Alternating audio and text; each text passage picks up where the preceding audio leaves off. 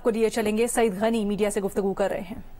साहब ने 2 करोड़ रुपए में उसको तोशाखाने से उठाया, 10 करोड़ रुपए उसकी कीमत लगवाई तोशाखाने से कि 10 करोड़ की है, 20% उसका अदा किया और बकौल इनके जो एक जाली रसीद लेके फिर रहे हैं हाथ में, 5 करोड़ 10 लाख रुपए में उन्होंने इसको फरोख्त कर दिया। वो रसीद आपने अगर देखी हो तो आपको हैरत तो ये भी, कभी अगर आप सब्जी भी लेने जाए ना, फ्रूट लेने जाएं, तो फ्रूट वाला भी लिखता है कि जी सेब 1 किलो 100 रुपए किलो है, अनार आपने लिए हैं 2 किलो लिए हैं तो कहेगा 100 रुपए उसका रेट है, 200 रुपए बने उसके। तो कुछ ना कुछ तफसील उस फहरिस्त में, उस रसीद में वो जरूर देता है। ये 5 करोड़ 10 लाख रुपए का सौदा किया इन्होंने और उसमें कुछ नहीं लिखा हुआ कि जी सोना कितना, हीरे कितने, वजन कितना, कोई कुछ नहीं है। 5 करोड़ 10 लाख रुपए में उन्होंने वो बेच दिया बकौल इनके। वो तो जाली है, साबित हो रही है कि वो जाली है। और अब जो परसों से एक साहब सामने आए हैं, उमर फारूक साहब, जिनके पास इस वक्त वो तमाम तहफ़ मौजूद हैं, जो खुद ये कहते हैं कि मैंने $2 मिलियन में ये तोहफे खरीदे हैं और गोगी से खरीदे हैं और इनका राब्ता करवाने में शहजाद अकबर साहब का नाम है, किरदार है। शहजाद अकबर वो थे जिनको इन्होंने एहतसाब का सरबराह लगाया हुआ था। वो एहतसाब का सरबराह जो है, तोशा खाने से चोरी हुई अशिया जो है वो दुनिया भर में लेके बेच रहा था, उसने दुकान खोली हुई थी। और अगर हम ये भी मान ले चलें कि जी वो $10 मिलियन की थी, छोड़ दें 2 मिलियन में इन्होंने बेच दी, $2 मिलियन भी उस वक्त के हिसाब से तकरीबन 30 करोड़ रुपए बनते हैं पाकिस्तानी। और इमरान खान साहब ने 5 करोड़ 10 लाख रुपए डिक्लेयर किया कि जी मैंने ये इतने में बेची है। और दिलचस्प बात यह है कि अप्रैल 2019 में ये सारे ताइफ बेचे गए और मई 2019 में वो जो गोगी साहिबा हैं, वो इमरान खान की जो एमनेस्टी स्कीम आई उसमें 33 करोड़ रुपए इन्होंने अपने जो है वो डिक्लेयर किया, उसको वाइट करा लिया। ये सारी चीजें आप अगर इनको जोड़ें तो ये कहीं ना कहीं इसकी जो कहीं ना कहीं आपको उसके कनेक्शन जरूर मिलेंगे। अब अगर एक आदमी जिसका नैरेटिव ये है कि बाकी सारे चोर हैं और ये फरिश्ता है और इसको क्या जरूरत है पैसों की, इसने तो सारी जिंदगी पैसे कमाए हैं और उसने तो बहुत मुल्क के लिए नाम कमाया, और इस तरह के ड्रामे करता है वो। और ये बात भी साबित है, अगर हम असल रकम छोड़ भी दें, जो इसने डंडी मारी है, जो हाथ मारा है इसने, उसको छोड़ भी दें, तब भी वजीर आजम बनने से पहले इसकी उम्र 66 बरस थी। 66 बरस की उम्र में इस आदमी ने जितना पैसा कमाया है, जो ये कहता है मैं काउंटी भी खेला, मैंने पता नहीं वो गेंदे भी बेचता था, बल्ले भी बेचता था, ऑटोग्राफ लगा के अपने, और पता नहीं क्या क्या धंधे इसने किए, लेकिन उन सारे धंधों से जितना पैसा इसने कमाया 66 वर्षों में, उससे ज्यादा पैसा इसने वजीर आजम बनने के बाद 4 महीने में कमाया, सिर्फ 4 महीने में। सवाल तो ये उठता है कि भाई तुम्हारा जरिया मुआश क्या है, तुम्हारी सोर्स ऑफ इनकम है क्या, तुम्हारे पास पैसा आता कहां से, जहां से तुम्हारा ये 300 कनाल का महल भी चलता है, जहां से तुम्हारी जो शाहाना अखराजात हैं वो भी चलते हैं, और तुम्हारे जो असासे हैं या जो तुम्हारी वेल्थ है उसमें इजाफा होता जा रहा है। ये बात मैंने कई दफा कही है, अभी शायद 2019 वाला जो FBI ने रिलीज किया है जिसमें वो पार्लियामेंटेरियंस के तफसील देते हैं, इसमें इमरान खान का टैक्स बढ़ा है, इसलिए कि वो तोशा खाने वाला जो डाका था वो उसने डिक्लेयर किया और उसमें बढ़ गए पैसे इसके। वरना इमरान खान से ज्यादा मैं टैक्स देता रहा हूं। मैं एक मिडिल क्लास का आदमी हूं, मेरी जो आमदनी है इमरान खान के मुकाबले में, या ये कह लें कि जी जो रिहाइश का अंदाज है, जो शान अंदाज है जिंदगी है, इमरान में और मुझे जमीन आसमान का फर्क है। आज भी जब मैं आपसे बात कर रहा हूं, मेरे पास अपना घर नहीं है अपने नाम पे, वो आबा अजदाद का जो बाप का घर है वो ये घर है जिसमें मेरा हिस्सा है, और इसके पास 300 कनाल का घर है, टैक्स मुझसे कम देता था। ये सवालात ये हैं, जब जरिए माश का सवाल इनके किसी बंदे से करो उसको आग लग जाती है। आग लग जाती है। जी वो तो जाता है कमेंट्री करता है, वो तो जाता है ये करता है, वो तो जाता है ये करता है। भाई इतनी सारी चीजें करने के बाद एक आदमी कितना पैसा कमा सकता है? लेकिन इसकी हरकतों से ये वाजे हो रहा है। हमारे यहाँ पता नहीं, मुझे नहीं पता उर्दू में या पंजाबी में उसको क्या कहते हैं, सिंधी में एक लफ्ज होता है बिशनी। बिशनी अच्छा कि वो रेख्ता में माने यही है। अच्छा, लेकिन ये कहें उठाई गिरा, लेकिन उठाई गिरा लफ्ज जो है ना कुछ जचता नहीं है। सिंधी में एक लफ्ज है बिशनी। ये इमरान खान बिशनी है बेसिकली। बिशनी उसको कहते हैं जो चीटर होते हैं, बेईमान होते हैं, चोर होते हैं, लेकिन वो छोटी छोटी चीजें भी कर लेते हैं। मतलब कहीं पेन पड़ा हुआ तो पेन उठा लेंगे, कहीं कोई टिश्यू पेपर पड़ा होगा तो वो उठा लेंगे, तो उनको हम कहते हैं ये बड़े बिशनी है। तो ये बेसिकली बिशनी वजीर आजम रहा है इस मुल्क का बदकिस्मती से। इस आदमी को अपनी इज्जत का तो कोई पास नहीं था, इसने इस मुल्क की इज्जत को जो है वो खराब करने की कोशिश की है किसी हद तक। यकीनन अब ज़ाहिर है कि जिस सरबराह मुल्कत ने, जिस सरबराह हुकूमत ने ये तोहफा पाकिस्तान के वजीर आजम को दिया था, और आज जब वो देख रहा होगा कि उसका दिया हुआ तोहफा जो है वो पता नहीं दुनिया के मुख्तलिफ चैनल्स पर और मुख्तलिफ हाथों में तमाशा बना हुआ फिर रहा है और एक अजीब सा एक बाजार लगा हुआ है, तो यकीनन वो सोचता होगा कि ये पाकिस्तानी कौम ने किस बिशनी को जो है वजीर आजम इलेक्ट कर लिया था। तो मैं ये समझता हूं कि इमरान खान के खिलाफ इस पर सख्त कार्रवाई होनी चाहिए। अब तो ये लगता है कि वो जो एमनेस्टी स्कीम आई थी उसका मकसद भी यही था कि वो जो पैसा इसके पास आ गया था उस पैसे को ये किस तरह से वाइट करें और किस तरह से उसको जस्टिफाई करने की कोशिश करें। तो जाहिर है वो जो आगे इसने गोगी और गोगे रखे हुए थे उनके जरिए ये पैसे वो वाइट करता रहा, उसको उनको उसने मौका दिया।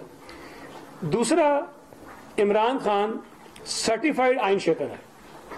सुप्रीम कोर्ट ने ये कहा अपने फैसले में कि इमरान खान ने, आरिफ अलवी ने, असद कैसर ने, कासिम सूरी ने, इन्होंने आइन शिकनी की है और पाकिस्तान के आइन को इन्होंने वायलेट किया है और गलत तरीके से इन्होंने वो जो वोट ऑफ नो कॉन्फिडेंस थी उसको उन्होंने उड़ाया, फिर असेंबली डिसॉल्व की, जो भी ड्रामे किया आपके सामने। तो एक शख्स आइन शिकन है साबित शुदा, एक शख्स चोर है, डाकू है साबित शुदा, और एक शख्स इस मुल्क का सबसे बड़ा दुश्मन है, वो भी वक्त साबित कर रहा है। इमरान खान इस मुल्क के लिए सबसे बड़ा सिक्योरिटी थ्रेट बन चुका है। इमरान खान जिस अंदाज में आज तक पिछले कई महीनों से पाकिस्तानी फौज के खिलाफ हर्जा सराई कर रहा है, जिस किस्म के इल्जामात लगा रहा है, जिस किस्म का वो नुकसान उस इदारे को पहुंचाना चाह रहा है, इतना नुकसान पाकिस्तान के दुश्मनों ने भी नहीं पहुंचाया। आज अगर आप इंडिया के मीडिया को देखें तो आपको लगेगा कि भारतीय मीडिया और इमरान नाजी जो हैं वो एक सफ़े पर है।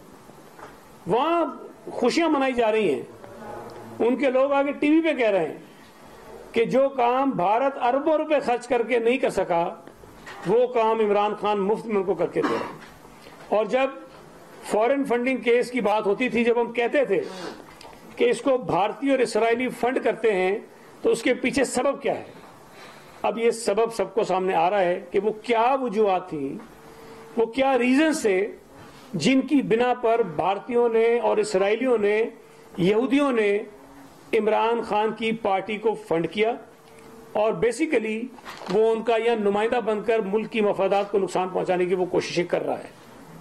इमरान खान अगर इसी तरह आज़ादी के साथ इस मुल्क के इदारों को तबाह करने की साजिशें करता रहा और हमारी अदालतें उसको आज भी फैसिलिटेट करती रहीं और उसको जमानत पे जमानत देती रहीं और उससे पूछेंगी नहीं, वो जजों को धमकियां देता है, वो आईजी को धमकी देता है, वो हुकूमत में बैठे हुए ब्यूरोक्रेट्स को धमकी देता है, वो साफियों को धमकी देता है, वो बैठ के कह देता है कि एक चैनल को छोड़ के बाकी सारे किराए के टट्टू हैं, वो बैठ के कह देता है कि सारे एंकर्स जो उनको पैसा बाहर से आता है।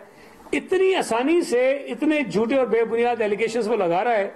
कोई आदमी, कोई जज, कोई ब्यूरोक्रेट کوئی شخص جا کے اسے پوچھ نہیں رہا ہے کہ بھائی تو کس بنیاد پہ لگا رہا ہے. کوئی جج عدالت اس سے نہیں پوچھ رہی کہ تم یہ کیوں کر رہے ہو. مجھے تو بہت دکھ ہوا کہ پچھلے کئی دنوں سے جب انہوں نے ڈرامہ لگایا تھا, یہ جو ان کا ٹانگ مارچ ہے جو ناکام ہو رہا ہے, اس ٹانگ مارچ میں 10-10 آدمی 20-20 آدمی آ کر جو ہے وہ موٹر ویز بلاک کر دیتے تھے, شہروں کو انہوں نے مفلوج کر دیا. کسی عدالت نے حکومت پنجاب کو یہ تنبیہ نہیں کی, یہ احکامات نہیں دیے کہ فوری طور پر جاؤ یہ سڑکیں کھلاؤ. اس ملک کے لاکھوں لوگ مصیبت میں پڑے ہوئے, بیمار لوگ جو ہے بیچارے ہاسپٹل نہیں جا سکتے تھے, بچوں کے لیے اسکول بند کر دیے گئے, کاروبار لوگوں کا تباہ ہو رہا تھا. انہوں نے کسی کی کوئی بات نہیں سنی. لیکن جو افسوس ہو رہا ہے کہ اگر شاید پیپلز پارٹی یا کوئی اور جماعت کر رہی ہوتی تو فوراً کہیں سے کوئی ایسا حکم نامہ جاری ہو جاتا کہ جائیں اور فوراً ہی راستے کھلوائیں اور ان کو لوگوں کو جو ہے وہ آنے جانے کی اجازت ہونی چاہیے. لیکن بدقسمتی سے ان کے کیس میں یہ نہیں ہوا. عمران خان نے, آپ کو یاد ہوگا کہ سانحہ لسبیلا ایک ہوا اور اس میں پاک فوج کے ایک جنرل اور کچھ دیگر آفیسرز شہید ہو گئے اپنی ذمہ داریاں ادا کرتے ہوئے. بلوچستان سیلاب کی زد میں تھا. وہ تمام فوجی آفیسرز سیلاب کے کام کی نگرانی کرنے کے لیے ہیلی کاپٹر میں گئے تھے اور اس بدقسمت ہیلی کاپٹر کو حادثہ ہوا اور وہ تمام لوگ شہید ہو گئے. پوری پی ٹی آئی نے باقاعدہ منصوبہ بندی کے تحت کتنی غلیظ قسم کی ایک پوری کمپین چلائی اور ان شہداء کی تذلیل کی.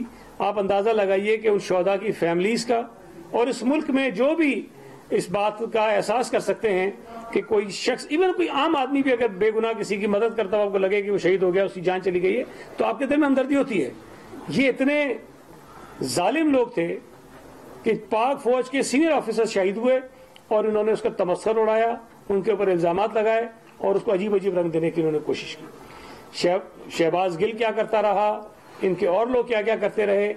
انہوں نے طے شدہ منصوبے کے تحت یہ کوشش کی کہ پاک فوج کے ادارے کو متنازع بنائیں اور فوج کے اندر تفریق پیدا کرنے کی کوشش کریں. یہ وہ سازش ہے جس کا خواب اور جس کی کوششیں جو ہیں وہ پاکستان کے دشمن ملک کرتے ہیں. لیکن یہاں یہ بیٹھ کے بدقسمتی سے ہمارا وزیر اعظم رہا ہے, وہ یہ سارے کام کرتا رہا اور کر رہا ہے ابھی بھی. اس کو روکا جانا بہت ضروری ہے. میں تو اپنی ہر پریس کانفرنس میں پچھلے 6 مہینے سے کہہ رہا ہوں کہ وفاقی حکومت کو عمران خان کو آئین شکنی میں گرفتار کرنا چاہیے.